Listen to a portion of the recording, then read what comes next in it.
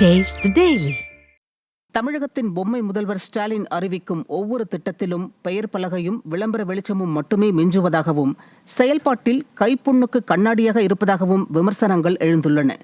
மக்களுக்கு மருந்து கிடைக்க வேண்டி தொடங்கப்பட்ட முதல்வர் மருந்தக திட்டம் இப்போது மாவு விற்கும் கடையாக மாறியிருப்பது நகைப்புக்குரியதாக உள்ளது. மாநிலம் முழுவதும் 1000 முதல்வர் மருந்தகங்கள் திறக்கப்பட்டு 75% தள்ளுபடியில் மருந்துகள் வழங்கப்படும் என அரசு பறைசாற்றியது. ஆனால் பல கடைகளில் மருந்து கிடைக்காமல் வாடிக்கையாளர்கள் வெறும் கையுடன் திரும்புகின்றனர். இதனால் கடை வாடகை, மின் கட்டணம் போன்றவற்றை சமாளிக்க முடியாமல் முதல்வர் மருந்தகங்கள் பால் பவுடர், மாவு, பாக்கெட் உணவுப் பொருட்கள் விற்கும் மளிகை கடைகளாக மாறியுள்ளன. மருந்து கொடுக்க வந்தவன் மாவு விற்கிறான் என்ற நிலைக்கு இது ஒரு சரியான உதாரணம் என மக்கள் விமர்சிக்கின்றனர்.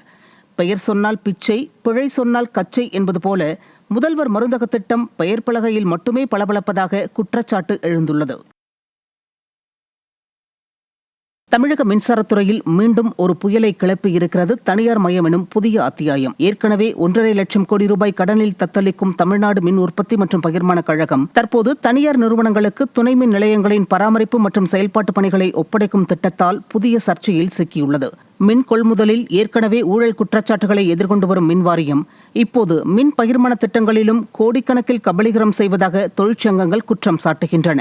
மேலும் இந்த தனியார் மயம் மூலம் மின்சார விற்பனையில் தனியார் நிறுவனங்களுக்கு முழு அதிகாரம் அளிக்கப்பட்டால் மின் வாரியத்தின் கடன் சுமை மேலும் அதிகரிக்கும் என்றும் இது பொதுமக்களுக்கு மின் கட்டண உயர்வாக வந்து சேரும் என்றும் தெரிவிக்கப்படுகிறது. இந்த தனியார் மய திட்டம் மூலம் தற்போது மின் வாரியத்தில் பணியாற்றும் ஆயிரக்கணக்கான ஊழியர்களுக்கு வேலை இழப்பு அச்சம் எழுந்துள்ளது. தனியார் நிறுவனங்களுக்கு மின்சார விற்பனை உரிமை அளிப்பது ஒரு விஞ்ஞான ஊழல் மட்டுமல்ல, மக்களுக்கு எதிரான துரோகமும் கூட என விமர்சனங்கள் எழுந்துள்ளன.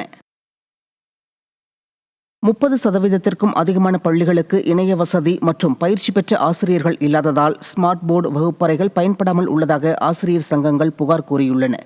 தமிழகம் முழுவதும் உள்ள தொடக்க நடுநிலை பள்ளிகளில் 22,000க்கும் அதிகமான ஸ்மார்ட் போர்டுகளை மக்கள் வரிப்பணத்தில் பல கோடி செலவிட்டு விளம்பர மாடல் விடிய அரசு நிறுவியது.